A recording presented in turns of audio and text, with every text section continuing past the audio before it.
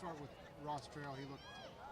Why don't you comment on how he looked? Again, it's hard to say a whole lot, until you really evaluate it. But obviously, I thought he did a great job at commanding the huddle. Again, I saw energy.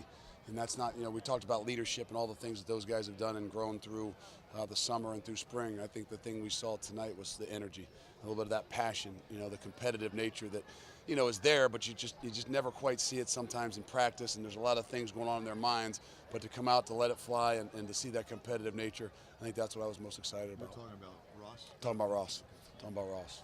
So that's why it's a battle.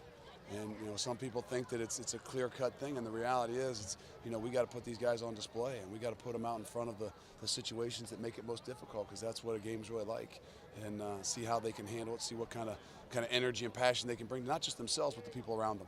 So is that the best he's looked this summer? Again, from being out here and without watching the thing, I think he threw the ball really well tonight. I think he took care of the ball really well. That's the most energy and things I've seen the guys kind of respond to him. So there's a lot of things I'm excited about. Does it tell you something about him that he was really good in the spring game, and then you come out here with the lights on again and he turns it up again? I think it does, and then I think that's when sometimes you wonder why those guys really like him so much. And I'm not saying they like him better than anybody else, but they respect him because of the way he works, and obviously because of the competitive spirit and the competitive nature that he has. And sometimes we as coaches don't get to see some of that. Those guys know those guys best. When would you like to make a decision on your starting quarterback? I'd like to have made it in the spring, or when we walked in the door, it would have been real easy. But I think it's going to make us better, and that's the way we got to look at it. The competitive nature, whether it's at the quarterback position or who's going to be the guys up front, it's going to make us all better.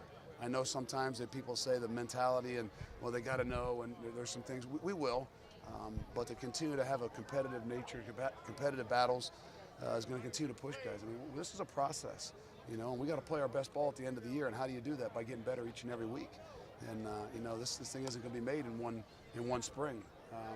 So we got to continue to push them and find ways for those guys to compete. Defense started out great.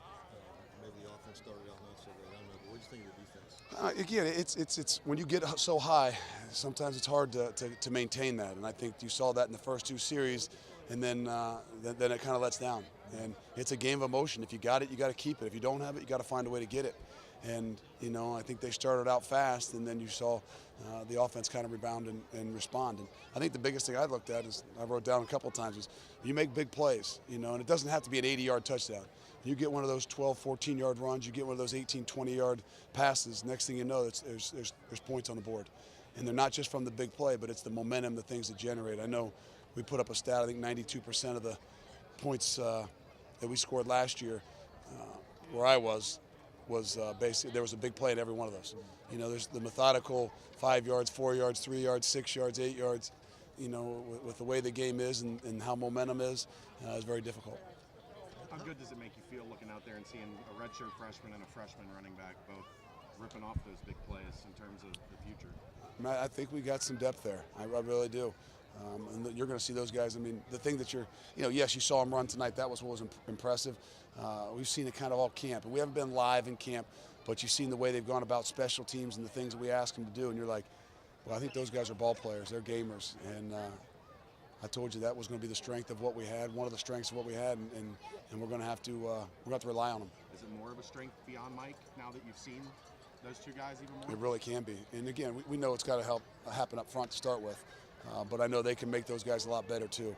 When they can make people miss, and they can do some things when they get an opportunity, and we don't have to block every single one of them. So again, what's great about it is it creates some more competition. And we don't have to rely on Mike Boone to carry the ball maybe 35, 40 times a game. That's not the best thing for us and for the longevity of what we're trying to do. Up front, you talked about having 7 guys. Did we kind of see those 7 guys tonight? I think we did. I think we kind of went into this thing trying to say, hey, let's see if these are the 7 guys, and now we got to find a way to create that chemistry. And that's kind of what I talked about after this. This was a great first week at Higher Ground, and there was a lot of things that we accomplished. But this next week coming up here is about us. How do we really kind of start to gel together and find that chemistry? Whether it's the 5 guys, 6 guys, 7 guys up front, the 6 guys. I think we're going to play with 8 guys, 9 guys on the defensive line. But if they can't get out here and play, it's really hard to build that chemistry and things and know who you can count on.